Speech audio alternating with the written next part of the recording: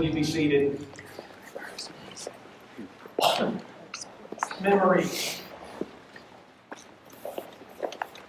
And I have the pleasure of starting this off. One of my fondest memories of Mr. Harvey, and I have many, was that when he was living here in Fredericksburg, we never knew when he was going to show up at the Harvey Education Center. We'd hear the door creak open and we'd hear the shuffling of his feet as he came down the hall, and we knew it was Mr. Harvey. And then one particular day, he came into my office, and he had a medical bill in his hand, and he was very confused. And he didn't understand why he was getting this bill for hundreds of dollars. And I said, Mr. Harvey, you shouldn't be getting this bill as a veteran. So I sat him down and we made a phone call and I put him on speaker, and of course I had a difficult time getting them to even talk to me. But having him sitting there, and he gave them part of his Social Security number and answered a few of the questions, we began to have a conversation. And we were able to get that medical bill cleared up, and like I had told him, he didn't owe a dime. And as he was leaving, and I was walking him to his car, he stopped and turned around, and he put his hand out to shake my hand, and then he said to me, Brian, I love you. That meant the world to me to have an individual like Mr. T. Fred Harvey tell me that he loved me. And I told him that I loved him right back. And I continued to love that man, and I still do to this day. And I'm going to end my little story with this. This is from a British novelist named Samuel Butler. He said, to die completely, a person must not only forget,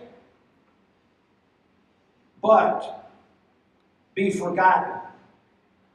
Let me repeat that. To die completely, a person must not only forget, but be forgotten. And he who is not forgotten is never dead. I will never forget Mr. T. Fred Harvey. And every opportunity I get as an education outreach coordinator, I share stories about Fred. So, that's my story. And at this time, we're going to have Dr. Glenn Paige come up.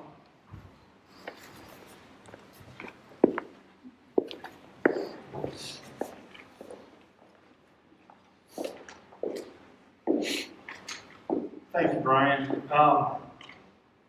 I have the good fortune, I call Fred the,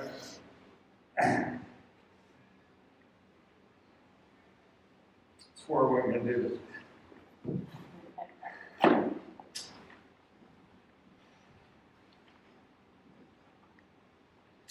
The best birthday present I ever got. I met Fred, he came to visit North Carolina with, and his usual wanderings around the country. He got in his car and found one of his football players in Hickory, North Carolina.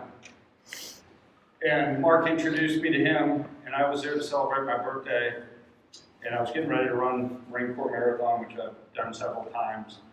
I'd never met an Iwo Jima Marine before, so it was such an honor. And my cake came out, and to my surprise, the design was the flag raising at Iwo Jima, which is the Marine Corps insignia for the marathon. And I said, I can't cut this cake. I need to go outside and have this Marine cut this cake and take the first piece.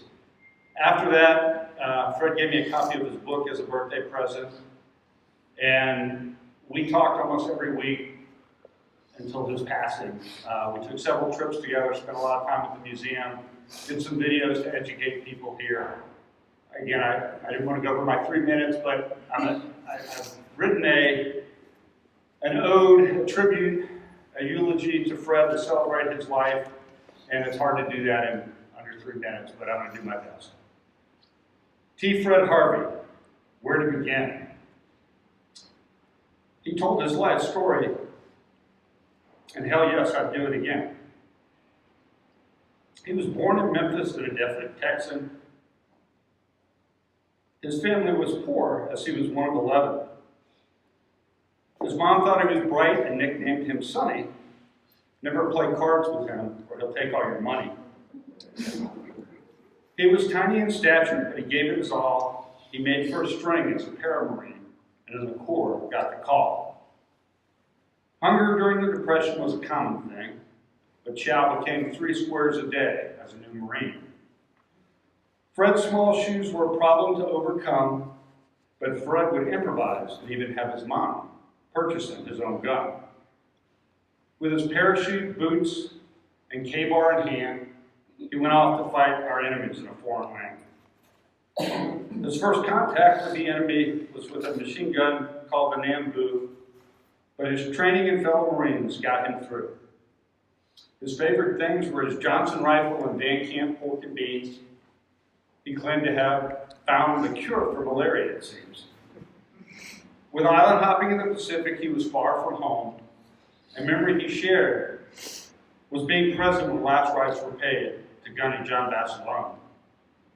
His tour would end on Iwo Jima from grenades thrown too near. It's ash, he always clarified, not sand in my rear. His company C landed on Iwo Jima with 243 men, but only 14 walked off under their own power in the end. His life after service was an incredible life of plenty. A coach, a teacher, and mentor, he had a positive impact on so many. He would answer the phone, "Fred Harvey," and "I love you, man." At the end, it's been an honor to know him and call him my friend.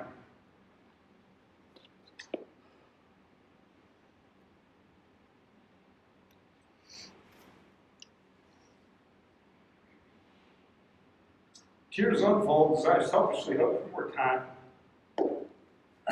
but feel blessed and take pride in helping him become the oldest Marine to cross the marathon finish line. Today is a day to celebrate, laugh, and remember his life. Rejoice in his reunion with his fellow Marines in the afterlife. Hoorah, Fred Harvey. I've tried to remember as much as I can. And I'll always remember, I love you.